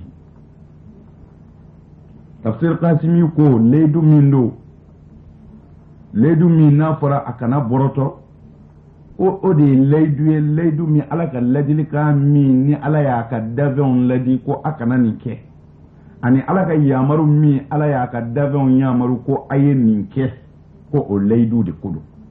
k'a fɔ aye nin kɛ akana nin kɛ ko o minnu fɔra a ko o min fɔra ala ka kitabu la ani ala ka kiraw nenga o y'o minnu fɔ mɔgɔw ye ni mɔgɔw y'o leidu ninnu ta ko o layidu cɛni de ye o baara dabilali ye o tuma na ala ka ladiliw a kana nin kɛ ala ko a kana fila fara ala kan baya a kana jɛnɛya kɛ a kana sonyɛli kɛ a kana denw faga o kɔrɔ ye fɔlɔfɔlɔ kafiru magangaw magan arabu u ka sɔn ye u tun b'u denmuso de ɲɛnama minɛ k'a don dingɛ la ko denmuso wolo tɛ fɛn ye ni denmuso b'i bolo a bɛ se ka lebu se i ma n'o ye ka jɛnɛya kɛ k'i ka danbe tiɲɛ walima yɛrɛ fana a bɛ kɛ doni de y'i kunna i b'a balo fu a tɛ se ka foyi la naati du kɔnɔ o tuma na o la u tun b'u denmusow ɲɛnama don dingɛ na o tuma na ala ko mɔgɔ si tɛ kɛ silamɛ f'i ka nin layidu di kira ma ko i t'i denmuso faga o tuma na ko o ye ladilikanw ye n ti nin kɛ o tuma na a wɔɔrɔnan ko n pɛrɛlen don ni kira muhamadu ye n bila baara ɲuman fɛn o fɛn na n b'a kɛ o tuma na kuran tafsir bɛ wele kasimi n'o ye mahasinu ta'wili ye o ko kɔrɔ fosi t'a la ala ka kitabu ye an ladi min kɛli la ani a ka kiraw nɛnga a n'a ka kitabuw kɔnɔ ani a y'a ɲamaru ni minnu kɛli ye k'o de ye layidu ye bon o tuma na ne m'a dɔn mun bi o ni bayi a cɛ o kɔ tɛmɛnen kɔ an ye tafsiri wɛrɛw lajɛ ko tafsiri jamiul bayani o juzuw fɔlɔ a page numéro 182 o b'a f'i ye o fɔcogo la ko qala abu ja'far wa hadha wasfun min allahi jalla zikruhu jalla ذكره الفاسقين الذين أخبر عنه opmana ko ni ye cɛnikɛlaw de ko ye mɔgɔ minnu ye layiduw bɔrɔtɔ cɛnikɛla minnu ni kibaru fɔra ni u ye a ko fana i k'a dɔn o mɔgɔ ninnu ko wasiyatu de don o fana ko ten ka bɔ ala yɔrɔ ila khalikihi ko ala ka wasiya de don k'a fɔ a kana nin kɛ wa amrihim bihi min ta'atihi ani ala ye mɔgɔw yamaru ko a ye nin kɛ ko bon o fana ko o bɔrɔtɔli ko o de ye ala sɔsɔli ye o ko fi kutubihi ala ye a y'a kɛ a y'a to min jigin a ka kitabu kɔnɔ a n'a ka kiraw nɛnga ko o fana segira o kuma kelen de kan ko layidu in ye o de ye dɔw yɛrɛ ko a y'o fana fɔ ka d'a kan tafsiri nye o fana fɔ o walanwala a kɔnɔ ye k'a fɔ olu kɔni ye min fɔ o de ye ala ka layidu min ni o ye a kana kɛ a y'a kɛ ko nka dɔw fana ko wa qala al-akharun nin bɛɛ bɛ kuran tafsir kelen de la dɔw ko innama nazalat hadhihi al-ayatu fi kufari ahli al-kitab ko ni aya in jiginna ahli al-kitabi kafiru de la ni o ye yahudiyaw ni chrétiens ye wal munafiqina minhum ani nafiqu ko ni aya in jiginna ahli al-kitabi kafiru na nafiqu de la olu y'a kɛ yahudiyaw ni chrétiens ye o kumana a bɛ n'a fɔ olu ye an sen bɔ a la mais o tumana ne bɛ min fɔ kuranɛ jiginna anw de kan a ma jigin yahudiya kan a ma jigin chrétien kan a jiginna mɔgɔ de kan min dara a la ka tugu a la o tumana a kuma yɛrɛw bɛ mɔgɔ de kan min dara a la ka tugu a la summa yaqulu sahibu tafsir tafsirtigi yɛrɛ ko ghayra anna hadhihi al-ayatu indi wa in kanat fihim nazalat فإنه معنا بها كل من كان على مثل ما كانوا عليه من الضلال عليكو hali n'a sɔrɔla dɔw ko aya in jiginna o jamakulu in de la komi ale kɔni fɛ o jamakulu in dama tɛ ko a bi bɛɛ de ta olu tun bɛ walejugu min kan mɔgɔ o mɔgɔ b'o si kan k'o bɛɛ de ko don tafsirtigi in ko ten ayiwa mais o tafsiri n y'a f'i ye jamiul bayani de don a juzu fɔlɔ a page numéro 182 ko hali n'a sɔrɔla a jiginna olu de kama ko a bi bɛɛ de ta mɔgɔ o mɔgɔ bi o sira kan a n'o fili bandiya ayiwa ko sabu nafigiw taamasiyɛn b'a la sabu a kan bɛ nafigiw de ma minnu b'a fɔ an b'a kɛ ka sɔrɔ u t'a kɛ o kitabutigiw y'o fɔ ka fara kan o kɔfɛ a nana ni dalu wɛrɛ a nana ni hadisa dɔ ye bashir ibn mu'az ka hadisa o ko qala hadathna yazid an sa'id an qatadata qawluhu ta'ala allazina yunqiduna ahda allahi ko minhum bi alaka laydu burato ko alakira ko fa iyyakum wa naqda hadha al-misaq ko na muhammadu be auslamewma akana ni laydu burato de ay ruye laydu min ta alay akana burato fa inna allaha kad kariha naqdahu ko aka don ni laydu borotoli ko ala ya konde wa awada fihi wa ala laydu gelunta laydu boroto bayi ka fo ano kila de okmana ne haklila o wasara o hadisan ibo soro qur'an tafsirin page kemeni bishigini nani na sisa hadisan mi no e bishir ibn muaz ka pmay k'a fɔ ala kira ni laydu in gɛlɛya k'a fɔ silamɛw ye u kana bɔrɔtɔ fiyewu bon kuran tafsir dɔw ko laydu min ko don ko u kɛdɔw ka usman minɛ ko silamɛw ko an ti boli ko laydu de ko don n'o laydu ko don o danna tile kelen de ma o tile kelen kuma banna o don o bɛ se ka kɛ laydu ye cogo di ko ala bɛ tila k'o gɛlɛya ko kana bɔrɔtɔ a laydu dun kuma tɛmɛna kafiru y'o laydu silamɛw y'o laydu de ta k'a fɔ muhamadu an ti boli kɛlɛ mana bile ka kɛ tasuma ye an bɛ sa ka ban an ti boli an t'an kɔ don an bɛ kɛlɛ kɛ o tuma na o laydu taara o don wa o koɲɛ yɛrɛ ɲɛnabɔra o don kelen o kuranɛ aya bɛ ala ko mɔgɔ minnu bɛ ka k'u yɛrɛ feere muhamadu ma yiri kɔrɔ u tɛgɛ dan bɛ ne ala tɛgɛ b'u tɛgɛ sanfɛ o y'o aya ye bon o tuma na nin aya in nin tɛ se ka kɛ o laydu ye sabu o laydu in kuma o kun ye laydu kumama de ye o tɛmɛna bon min ti tɛmɛ o de ye silamɛya layidu ye java ni namara dabilali o ti tɛmɛ fɔ diɲɛ ka wuli mais usman tiladon o layidu banna o tɛ se ka continuer bilen o tuma na o b'a yira o tɛ an sirannen bɛ min ye silamɛya ye layidu de ye silamɛya tɛ manamana diinɛ ye ko maa bɛ don a la ten k'a kɛ seli ye ka jɛnɛya kɛ ka sonyɛli kɛ ka bingani kɛ ka namara kɛ ko e bɛ wele silamɛ la silamɛya ye diinɛ de ye i bɛ don a na ka fɛn dɔ de défend a bɛ n'a fɔ balontan bɛɛ jɔyɔrɔ de bɛ yiri la e k'i jɔ gɔli la e k'i jɔ ɲɛfɛ e k'i jɔ cɛmancɛ la aw ka bi don n'i jɔyɔrɔ ma yiri la i bi don ka min kɛ n'i t'o dɔn n'i donna a b'i n'a fɔ i t'a la o tuma na silamɛya fo i k'a dɔn i bi don a diinɛ in de la ka fɛn dɔ kɛlɛ i bi don a diinɛ in de la ka fɛn dɔ dɛmɛ o tuma na n'o o dɔnni sabatira ni aya in n ti kuma foyi kan ni baya tɛ mɔgɔ minnu bɛ ala ka layidu bɔrɔtɔ ala ka layidu talen kɔ k'a gɛlɛya o tuma na n'an y'a lajɛ ala ka layidu talen kɔ k'a gɛlɛya o fɛn jumɛn b'anw ka silamɛya la ni bay'at o tuma na n badenw o kɔfɛ kuranɛ ma dan o ma bay'a layidu la an bɛ se ka min d'i ma n'an y'a lajɛ an bɛ sura wɛrɛ lajɛ n'o ye suratu ala imrana ye n'an ye sura ala imrana lajɛ ala imrana aya 76 kuranɛ dɔw la nka komi ale aya in kuranɛ dɔw b'a kɛ 76 ye kuranɛ yɛrɛ dɔw b'a kɛ 75 ye tuma na n'i y'a lajɛ 75 la n'i m'a sɔrɔ o kɔnɔna i b'a sɔrɔ 76 la o kuranɛ suran tɔgɔ ye ko ala imran a aya 76 n'a siɲɛ caman ala ko cogo di a'udhu billahi minash shaitanir rajim bismillahir rahmanir rahim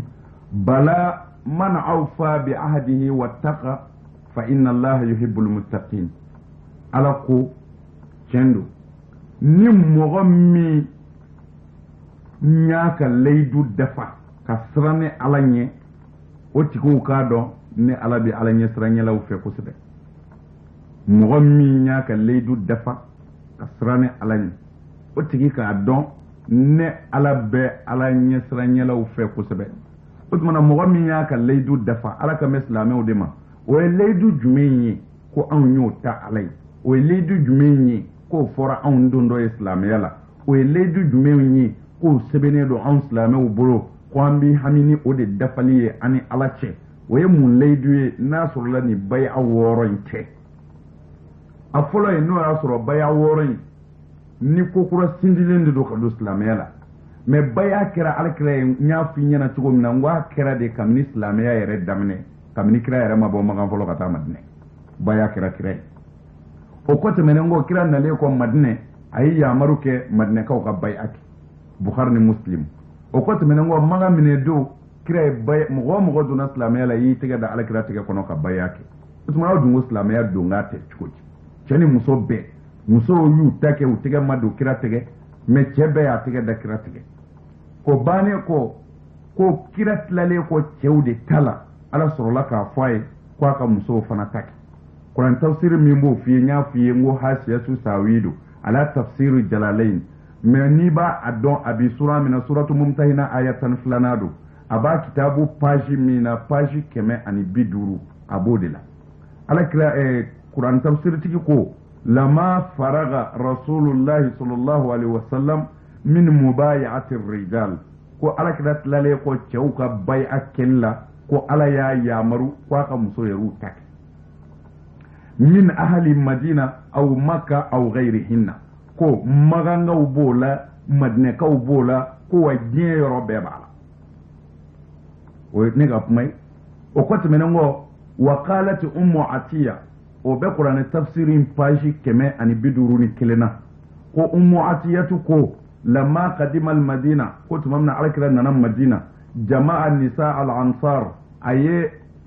madina muso bɛɛ fara ɲɔgɔn kan fi baitin so kelen kɔnɔ summa arsala ilayna umar ibn al khattab ko ka sɔrɔ ka sayyidina umar ibn khattab bila kana anw yɔrɔ la al bab umar nani jɔ da la fa sallama umar ya anw fo faradadna alayhi salama an yi foli segi umar ma fa qala umar ko ana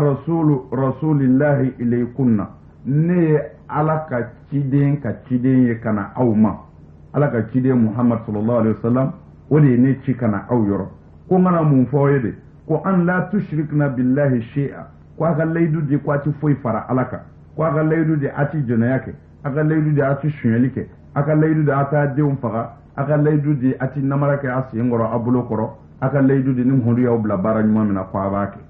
fa qulna anw muso jama bɛɛ ko na'am an sɔnna kɛ o laydu in na an yɛrɛ y'an yɛrɛ feere ala ma fa madda yadahu min kharij albayti sayyidina umaru y'a bolo bɔ so kɔfɛ wa madadna aydiyana min dakhil albayti anw musow y'an do so kɔnɔ k'an bolo banba umaru ye summa qala umaru ko allahumma ishhad ala kɛ an géré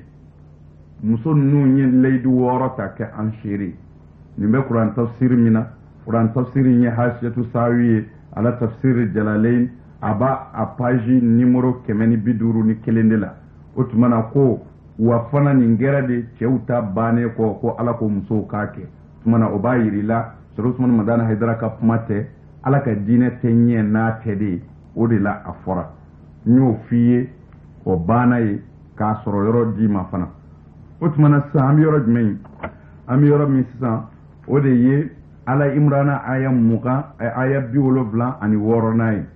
bala tiɲɛ don mana aw fa bɛ ahadihi ni maa min y'a ka layidu dafa ni maa min y'a ka layidu dafa kabini i b'a dɔn layidu foyi tɛ nin wɔɔrɔ in kɔ wattaka ni ka sira ala ɲɛ fa inna allaha yuhibbul muttaqin ala bɛ ala ɲɛ sira ɲɛlaw fɛ a kɔrɔ fɔli la o filɛ ala ma'ana anna kulla man awfa bi ahdi allahi wattaqahu ko ni maa min mɔgɔ n'i ye ala ka layidu dafa ni ka sira ala ɲɛ wattaqahu ka sira ala ɲɛ fi tarkil khiyanati java toli la wal ghadri ani mɔgɔ janfa o toli la ko i k'a dɔn inna allaha yuhibbuhu ko ala b'o o tigi kanu o tuma na man awfa min fɔra nin ye o de ye ala anna kulla man awfa bima ahada alayhi wattaqahu fa innahu yuhibbuhu ko kɔrɔ fosi t'a la mɔgɔ min i ye layidu minnu ta ala ye k'o layidu dafa ko o kɛbaa bɛɛ ala b'o tigi kanu ni ka sira ala ɲɛ tafsiru mahasinu ta'awili de ko ten a juzugu sabanan a page numéro 124 o ko mɔgɔ min ye javan dabila ani namaraw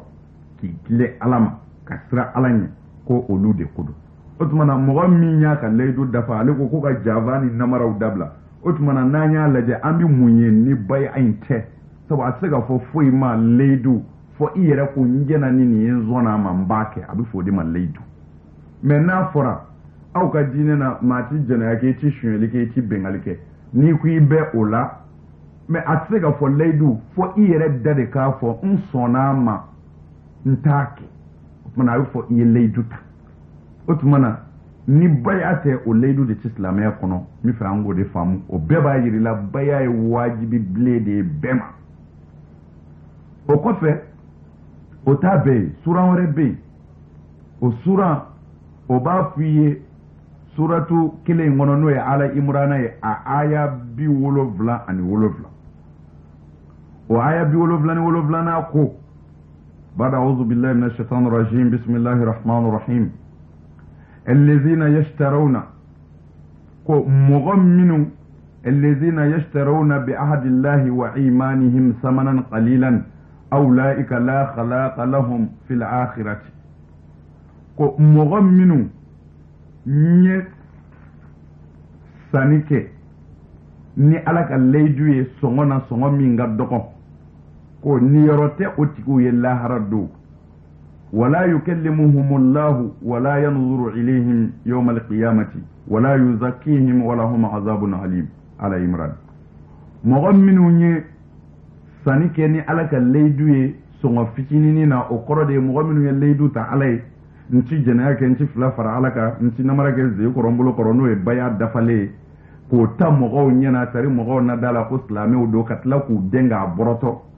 ko o tigila mɔgɔw de ka ala ka layidu ta k'o feere k'o don diɲɛ ni yɔrɔnin na k'a fɔ i ci fila fara ala kɛ i ci jɛnɛya kɛ i ci sonyɛli kɛ fo ka taa s'a laban na ka tila k'i den k'u kɛ diɲɛ kanu kama ala k'o tigilamaw la khalaqa lahum ni yɔrɔ t'o tigiw ye fil akhirati lahara don wala yukallimuhum allahu ala ti olu kuma ɲɔɲani kuma ɲuman ye wala yanzuru ilayhim yawm alqiyamati ala t'u filɛ ni hinɛ ɲɛ wala yuzakkihum ala t'u saniya ka b'u jurumu na wala hum azabun alim ɲangata b'u ye lahara min maadimi ala amran a aya 77 o koti o tuma na tafsiru ye min fɔ o la o de ye mɔgɔ minnu ye ala ka layidu ta u ko o layidu in de ye ay bima akhazahum alayhi fi kitabihi ko ala ye layidu min ta a ka jɔn ka a ka kitabu la ala ye layidu min ta a ka jɔn ka a ka kitabu la o ye mun layidu ye anw ka silamɛya in na an bɛ seli an bɛ sun an bɛ jagabɔ an bɛ yiji d'accord mais mun layidu de bɛ yen ko anw dontɔ silamɛya la ou bien an kɛlen silamɛ ye ko an yɛrɛw b'o layidu ta an ni ala cɛ k'a fɔ ala n ti nin bɔrɔtɔ o ye mun layidu ye ni baya wɔɔrɔ in tɛ sa aw bima ahaduhu alayhi ko wal ma yarwi laydu min ta ka ala ku shere wa aymanihim anu ka kaleni kan yayi wi laydu min ta alai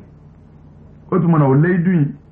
o de wajibe le do aka dafa ko laydu de do laydu mi uyata alai min ta uka aka kitabula mana ama doere laydu wore alai min ta anka aka kitabula ni bay aworo ite abe alaka kitabula abe alaka daga hadisa bela abe anga tarikh islamiya kitabu bela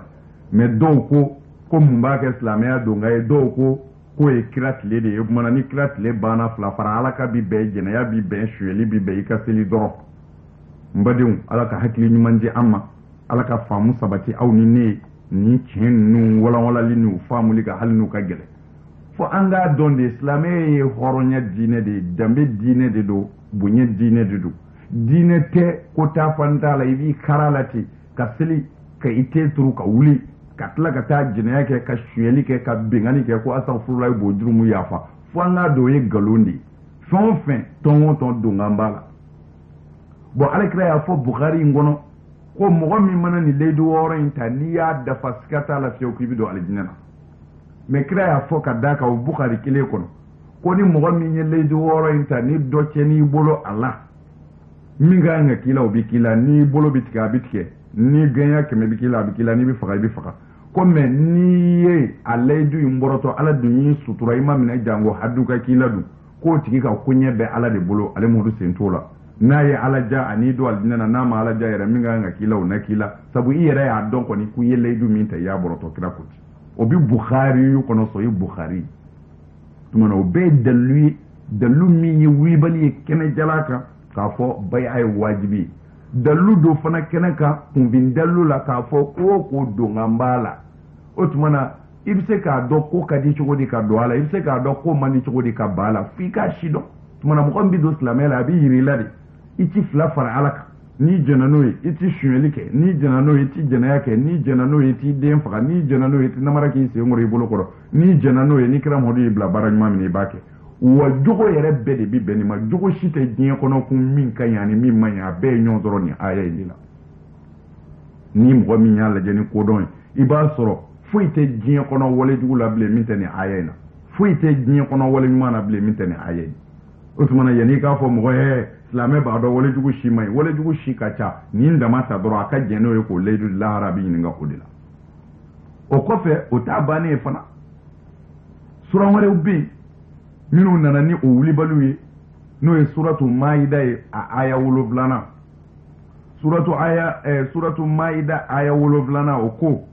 wazkuru ni'matallahi alaykum ba'da a'udhu billahi minash shaitanir rajim bismillahir rahmanir rahim wazkuru ni'matallahi alaykum wa mithaqahu alladhi wasaqakum bihi iz qultum sami'na wa ata'na wattaqullaha innallaha alimun bizati sudur Surah Maida aya wuluflana Allah ta'ala ko kirama alayhi salam wazkuru ni'matallahi alaykum islamu aw minun wa dalmana ala la qaye mu'miniye akana yinane ala kan nema ko nyin nema min ke awye we nema jumeni nyaw bo kafiriyara ka o ke islamaye akana yinane o nema ingode wa misaqahu akana yinane ala kan layduko الذي ليدو من غدو واسقكم به ن على ليدو من تا او فكا جليا اكان ن ليدو من تا او فكا جليا اكان على ليدو من تا او فكا جليا nga ala ko iz tuma mina qultum sami'na ayru daqu ko ala anyame wa ata'ana wa ala ansona leydu nyirala amba dafa ala kuti leydu mi ayru daqu anyame ala wa anzona ambake ko o leydu inde kodo o otmana leydu dumende beslame ya kono ni bayate ko anyo leydu ta alai ko anyiru ko alama anyame wa anzona ni bayate we mu leydu wa Quran tafsir num be fana ko bayado tafsir do fleno hasiyatu sawiye ajuzu sani mujalladu sani ibo laja mujalladu sani me iba a page numero keme ani biworota page numero keme ni biworo ni yota iba soro wa misaqahu aba qorofuye ko alaka leydu ellezi wasaqakum bihi ala leydu mingela ya auka ko iz qultum mamna ayru dako lin nabiyyi kira muhammadu hina bayatumuhu akele ka bay ake kirai ko ayru dako kirama akele ka bay akai wan tafsirin wuti iz qultum lin nabiy sallallahu alaihi wasallam hina bayatumuhu mamina aya fere kirama ka fo sami'ina anye kuma immekui wa ata'ana wa anzona amba labato anda boroto anti flafara alaka anti jenayake anti shunelike anta ande faga anti namarake anze ko anta ka mbulo koro wani iyam la bara mamina ambake ko leidu inde kodo quran tafsir minyo ofo no de fiye sisa we hasiyatu sawi ala tafsir al jalalain aba a page numero keme ani biworo nana o ko temenengo quran tafsir wero yafo comme tafsir mahasinu ta'wil o juzu sabana ibo fana laje o fana o yere ya fo ka fo sigata la fiew leidu wara kote ni bay amin kera o leidu inte o bitla ka korofoli chamon kiyala tafsir mi sani o fiye o de tafsir mahasinu ta'wili a juzu worona a page numero keme ani tan nduru kase numero keme ani tan woroma mahasinu ta'wil a juzu tom d tom 6 juzu sadis a juzu worona no tom worona otmana aba page numero keme ani tan nduru ani numero keme ani tan worola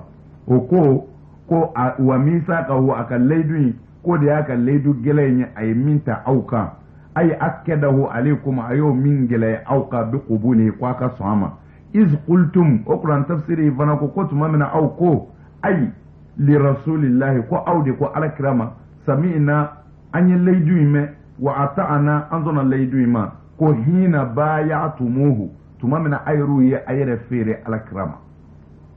wattaqullah aysra alanye inna allaha alimun bi zati sudur ko sabu ala ba dusukundo leidu min tara na dafali baw kono walma ceni be akono ko ala bodo tafsir mahasinu ta'wilu yode fo a juzu worona page numero keme an tanduru an tan woro otmana tafsir jamiul bayan o fana yafo a juzu duruna kas ani worona juzu duruna ani juzu worona aflabbe be kitabu kelena a juzu duruna ni worona be kitabu kelenye o page numero keme ani bisabani kononton o ko alaka ni leidu ko leidu mindo bi ma'ana ko leidu dedo aw mu'minu ka bil uqudi na yaraka leidu allati aqadtumuha lillahi ayru leidu min ta alay ala anfusikum ayra kunka ko leidu de kodo ayru leidu min ta alay ayra kunka ko leidu de kodo tumana leidu meunde bi on bi min ta alay angele islamé anyere kunka ni bayate we leidu jumeisa tumana nambore tuguni muhammad ibn amru bafo oko hadathana abu asim an isa عن ابن أبي النجي عن مجاهد واذكروا نعمة الله عليكم قال النعم على الله ko alaka nema min na yo kai ko ya ka here ude ko ay here min chama ke awi otmana wa misaqahu tuguni ako qala ako hadathana abu huzaifata ko abu huzaifata yafo ko shablu yafo ani ibnu abi najihi ani mujahidu fana ويامنا كبوما ونيونا فمينا وعما قوله وميثاقه قم علىكو عليك الليدو الذي واثقكم به الليدو من تا أوسلاموك كاجليا فإنه يعني وعلى كمدي واذكروا أيضا أيها المؤمنون في نعمة الله التي أنعم عليكم ميثاقه الذي واثقكم به هو أحده الذي أحدكم به كو أودي عليك الليدو على الليدو من تا أوكا وفناكوتي وبمنا ويمون ليجوني بياتي واختلف أهل التعويل في الميثاق الذي ذكره الله في هذه الآية كون القرآن تفسير كلو قرآن قرفوبو كو أفرانيونغو ني آيينا كو على كو ليدو مي نياتا أوكا ني آيينا كو قرآن تفسير كلو مبين كلنغالا ko dɔw ko ala ka layidu bɛɛ de ko don ko nka dɔw ko ala ka layidu de ko don ala ye layidu min ta muminunw kan ala kira ka sahabaw la ko hina bayahu rasulallahi tuma min u y'u yɛrɛ feere ala kira ma ko layidu in de ko don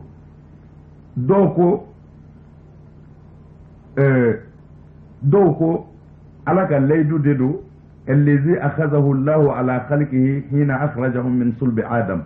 ko tuma min na kabini ala ka jɔnw bɛ an fa adama solo la ko ala ye layidu min ta an fa adama denw ka a solo la k'a fɔ n b'aw kɛ gere ko alestu birabbikum ko ne de tɛ aw ka ala ye wa ko ala ye adamaden bɛɛ maniyuji bɛ an fa adama solo la tuma min na ko ala ko adamaden bɛɛ maniyuji ma ni an fa adama ma ko n b'aw kɛ gere a yɛrɛ kun kan alestu birabbikum ko ne tɛ aw ka ala ye wa qalu bala shahidna ko bɛɛ ko ala an sɔnna e y'an ka ala yɛrɛ ye tigitigi ko adamadenw y'o layidu min ta dɛ k'o layidu in de ko don bon o tuma na n'a fɔra layidu ne bɛ fɛ an k'a dɔn a bɛ fɔ fɛn min ma layidu o de ye mɔgɔ bɔra fɛn min kalama k'a dɔn k'a kɛ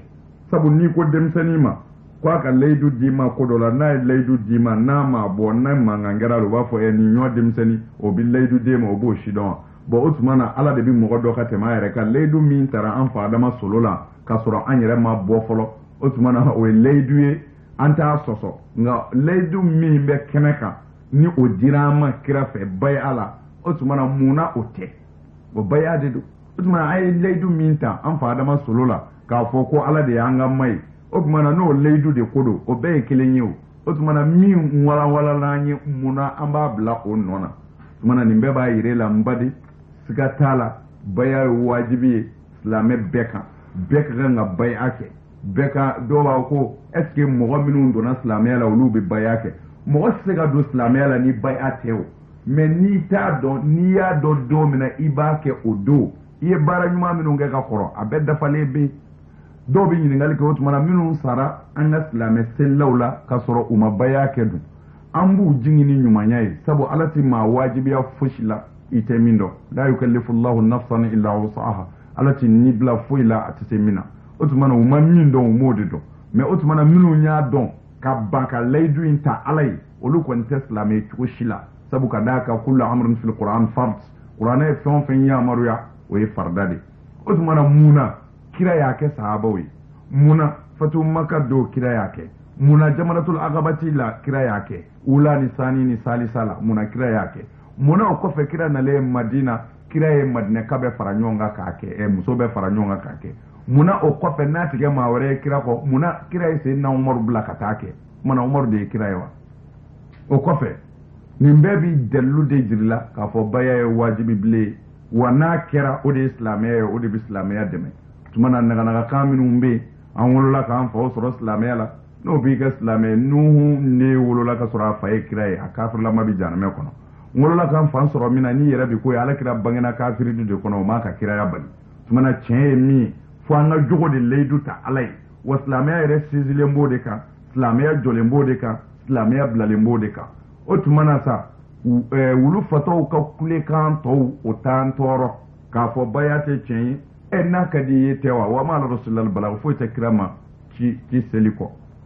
o tuma na mais mɔgɔ dama min limaniyara ka na baya kɛ n'olu jogo ɲɛna bi ala b'o hakɛ dɔn a ka dugukolo kan tuma na an b'a ɲini ala fɛ yarabi ala ka tiɲɛ ye min ye Aïdara ye min fɔ o de don o tɛ o min ye ala ka tiɲɛ ye yarabi ala k'o de dɛmɛ min ye nkalon ye yarabi ala ka nkalon malo ala k'a labila ala k'a dɔgɔya yarabi ala k'a ka tiɲɛ dɛmɛ ala k'a ka tiɲɛ kɔrɔta tuma na n badenw nin ye dalilu ye dalilu minnu wasalen don u wasolen don kɛnɛkan dalilu don k'a dɔn maa se ka ye foyi la ni dongandila la ni dongundila la o dalilu dilen kɔsa k'a fɔ ko karamɔgɔ dɔw ko ta dalilu dikun de ye karamɔgɔ bɛɛ tɛna fɔ tan o tuma na min ye tiɲɛ ye ni e yɛrɛ y'o ye e kodɔnna ye e ti fili o ma hali n'a sɔrɔla o tiɲɛ in ka gɛlɛn i bɛ tiɲɛ dɔn o tuma na an bɛ min ɲini ala fɛ dɔrɔn ala ka dusukun ɲuman d'an ma ala k'an saniya ala k'an bila a ka sira kan sira min n'a sɔrɔla o de ye sira tilennen ye o tuma na an bɛ segin ala ka aya ma toujours a ka kuranɛ kɔnɔ ala ye aya min fɔ alakira ye sallallahu alaihi wasallam ni o de ye wa ma arsalnaka illa rahmatan lil alamin ne alama e modu ci foi kama fo davembe ka hina soroli otumana comme ya fiye kuma indamnena davembe tsega hina soro fiew ni jogote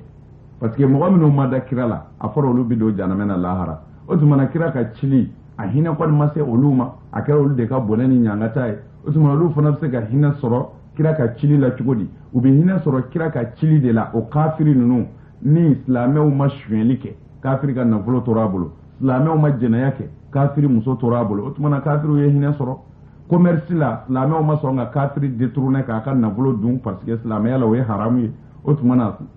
be hina soro kira chikuna ona nyogonaw jogo nyumanya hina minu bi soro la ni sanji bina kungo kono bagaw dabaw bebe here soro mais ni kota kera nala ka sanji jora bagaw u bebe toro u nyebi gan otumana u be dalude minu ba yirila ka fo ala ko nye modu ci davembe ka hina kama wa davembe sega hina soro modu ci lila abada ni jogo nyenite o ba yirila o kofe ala kira yere ko bu'istu li utammima makarim al akhlaq ni modu cira ala fedi jogo nyuma minu bi ala ka dugu koloka ngana o jogo nyuma ndafa ku tle u kana chen o tumana foi tise ka o jogo nyuma ndafa ko tle fos la me o kani leidu worin tani ana sabatili ani barakeli nayi mais otumana ni mo mi tlala ka ye ko karamo wero bi soro dien kono minu bi puma ni njogo nangar lika ka soro wudu nyeba la tiere la lamé obiga ka balo mashiba kono bi lamé obiga ka balo dogoya kono bi lamé obiga ka balo ukun shulile kono bi sabu kadaka ni ko jugu kera ni e ko ne islamé de ubi yelere parce que celle dama mi nyere ko jugu kuntigi dandola celle dama mbi mogo faga o kacha celle dama mbi jenayake ubi shwelike ubi benganike ubi surafa omene ubi fanda on tonyo haka shite o sel bagalabi sumana ni mogo mi tara alaka konye yere dalu boala ka toke ko afwa shara la ilaha illallah ko niyo fodoro ikra islamé ama mogo sosola kalimatu shahada islamé dongayo de ni o de ye ashhadu an la ilaha illallah o de islamé dongayo mais ashhadu an la ilaha illallah fo anga do kuma gwazate ala kira ko sallallahu alaihi wasallam o kalima mi no la ilaha illallah ye ko a kalima imbitla la sabali afolo i'tiqadun bil qalb nutqun bil lisan wa imtisalun bil awamir afolo ka adala idsukuna kena ko mafushitin alako mais o dana ya idsukuna o tsige ka kula ngulu nyiu ne dara la mafuite alako ngwana koro de be nyona e nyote mawrete alako obseka munjira obseka mungumbe obseka mumbali tsika fui kumbe tsika fui bali fo abi fende kumbe ka fembali na dalu daraka ku norala osumana me ala bin o gwaza foli dala o tsika ka fui osumana ni mo mi ngoni dara la mawrete alako kira ko fo de ka sabati sukuna ni ya sabati sukuna ko idda ka fo akame idda ni bise ka kuma ni da ya fo ni bise ka kuma ko ire ko idalembe ala mina aka sorosa o ala ko mi e bi ka ko dike otumana sisa abi fo e ma sa ko islamé idara ala la sukuna ka soro ima jaku ya ima baga itlala ko tukuni ka fo idala mo ye ndara ala la itlala ko tukuni ala ko minga ke ibika ko ke ala ko ka min twin ibika ko twin o de islamé mais anga laje nani la ilaha illallah ci fo ti bo akono bay ako la ilaha illallah rasulullah mashite ala ko o da ma foli beba do o ye galodi a sega fo jira parce que trombeti fiala bi la ilaha illallah fo dongri dala bi la ilaha illallah fo bala folo bi la ilaha illallah fo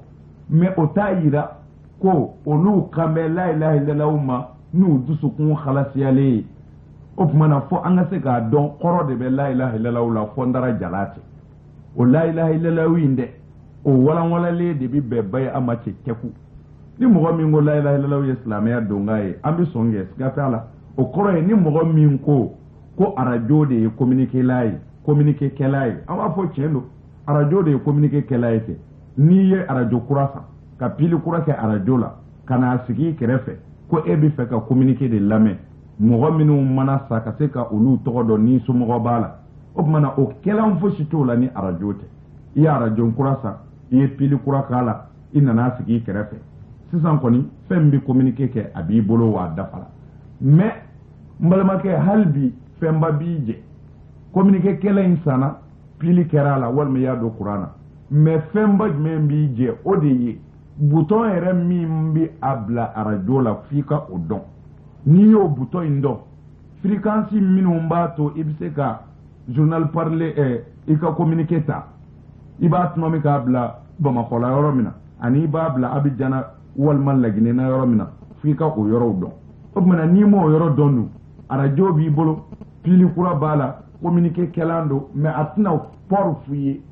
mais ka soro akela ere de bi bolo otmana olani mo mingo ko la ilaha illallah islamiyya dungai anta tigi soso mais fois ka wala ka afeun bedda ka di mama mi mago bala otmana islamiyya donado otiki de bolo nga fondara jala o million geme otmana a wala li de ye mo min dara la ka fo mafushite ala ko no kalimatu shahada la ilaha illallah ala ko ikana jena yake ala de yutu nyona ne mutu nyona da tugule me qur'ana na nyona tugo mina ne buga ka foteli bukhari yare ya tugu nyona tugo mina ne buga ka foteli muslimu fana ya tugu nyona tugo mina ne buga ka foteli ne tata la kuy qur'ana ya tugu nyona ni ko mashite ala ko kuiti fula fara alaka ko ika fo fana kuiti jena yake ni mbede be kitabu kilena alaka qur'ana na suratul mumtahina ayatan fulana wa ko ika tuwala nti jena sadir ika ndi fula fara alaka no la ilaha illallah ala ko ni sonoma ika tuwala ko iti shulik ala ko tuguni wa tugu shun lanti jena yake ala ko tuguni wa tugu jena ya lanti nden faga ala ko tuguni wa tugu den faga lanti namara ken ze koronta ken bolo koro ala ko tuguni wa tugu namara ke baliyara ko ni kira muhammadu yamla bara nyuma fen won fena mperele do mbake ala de ya tugu nyonata wa fana ala kira ka hadisa bukhari fana ya tugu nyonata osmana nanya laje osmana muna anta tuwala pourquoi ami la ilaha illallah muhammadu rasulullah damata pourquoi bai'at wana ni miya ambo wala utmana ne hakilla ko dona wonname bawo ala ka hakili nyuma ndama nasrullah mu'minun dona islamela ko islame karamugo jura u jorola ala na ka kire ni mifo ka fo aywa idondo fle islamela islamela ala ka dine de ma tate ala ko mi ni bi sey bidu ni tise yere ba to sabo ala yo fo ulil haqqu min rabbik man sha'a falyu'min man sha'a falyakfur muhammadu kien fo ka buika ala yorika ala de tay kien kana kien dugo man sha fal yomi na mo min ja o kadane ala la kason na ma mo min ja o ka tui muhammadu nga kien fo mo goy o tuma na kien bi fi ni ya bi se ga do bi do dina ala tadi ni se ga do bi bo fo ma kien sabo ala yo fo inna allaha la ghaniyun anil alamin ala ko ne davenda mo ta shila mo ti sa shima tuma na ni mo min gwa bi do islamela na yira lola iti fla fara alaka iti jana yake iti shuelike iti den faga iti namaraki se ngorita ki bolokoro woni kra modu ibla bara nyuma mini bake no yira lila damne yira ba laje ni yadu ibse kaddo ibi doka ni yadu don wote ibi bo la me ndara la zona mandona na mbika kake ndara la zona ma ndona na mbika kake odido otmana me ni yira ya don iti se kake iba tuwe kana douala mogo minu ndona na umake olu debi wele el munafiq ala dunya fo ko innal munafiqin fi darakil asfal minan nar ko o nafigi minu ngu islamewi uduma islame yake ko olu debi tasma be dugoro tasma na allah raddu al kafiru fi undi duyi otmana islame yate ma jaku ya dine sabu ala yo fo la ikraha fi din mogo tikarawa ke islameyo islame ya nyede be yirila ni ya do abi be ma ibidu saniya dine do dambe dine do yore don dine do islameti ma tonyo mana ni yere ado itse gani leidu nunta ala fiyew I wajibi yalente fiyew iga ke islamé pa na ya laje jene ya shinkele jurumu abin min tien jon ka batoyi o fone do o donné do bo ala yere ya gele ya kase yorola fo islamé dine ma foi soro ni jene ya kala minana na soro la e furuke doro aka fakadi ka bo mo cera fiyew bo o dine kele ngono la ilaha illallah inda mataraka to keruye aya laje ke sella joli de do na soro la dembu bolo de minun soro la bolo fe o kacha sella du joli do de minun soro la bolo fe o keme ka yimfa tumana sella joli do minun bi balo haramu ni karatu la commerce la ani yoro wero la o kacha tumana chugodi am se ka balo ni ngalo inga katla ka kishi lahara kaddalu bangene to alaka qur'ana na kaddalu bangene to alaka hadisa wala mo katla ka fo abi wuli ka jo ko dallu kelew tan kabako ya sabo alakira ya fo sidna ali ya ko jenti wuli fiew fo aleka minun ku ye karamo ye fo olu de ka aleka dineti kira ko akhsha ala al-islam min aduwihi inma akhsha ala al-islam min adiyahi ne modu masran fiew ko islamaya jugub sega islamaya chen ne modu srana de mo yare min wale islamaya de o de bna islamaya chen na darap mawye ni mo trompeli na hakila fu doliye mo la otmana ayen minun fo lame ba ni chendo e dusukun ala ni e de bo juger ni galondo e dusukun ala ni e de bo juger mais an koni tay anye min do ka lase otmana ne ba yini ala fe laseli minun kerani do fen suruya ni do fen re dogoya kama ami nyom blaya ka dugaw ke nyoyi ala ka famu ko nyumandi ama halbe ala ka labango nyumandi ama mo mi ni laseli nun ke awma abalema kedo ne wo shari Usman Madana Haidara otmana aka boîte postale BP 752 Bamako Mali otmana ne ba fo awma ya ko assalamu alaikum wa rahmatullahi ta'ala wa barakatuhu liqa'an sa'id alaka ambe do fen warala herela alaka here kanye alaka ambe labanye salli ala rasul